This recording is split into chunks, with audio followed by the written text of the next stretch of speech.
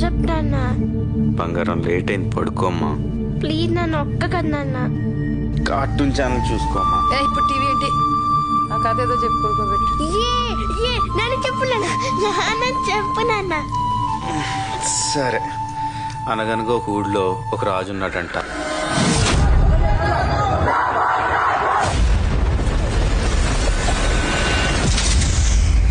చూసావా, ఎక్కడి నుంచి వచ్చిందో తెలుసా? కొండలకి సముద్రానికి మధ్య ఉన్న అడవి.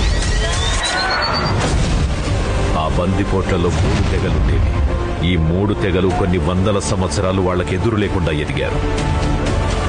బయట వాళ్ళు రాకుండా చుట్టూ పెద్ద పెద్ద గోడలు కట్టుకుని అతిపెద్ద ఆర్మీని తెచ్చుకొని తిరుగులేని శక్తిగా మలిచాడు. వాడి పేరు ఏం పేరు పెట్టాడు? అర్జునుడు లాంటి రూపం, ఇప్పుడు లాంటి బలం, అమరుడు లాంటి పౌరుషం, రాముడు లాంటి గుణం, కృష్ణుడు లాంటి సంభావనం.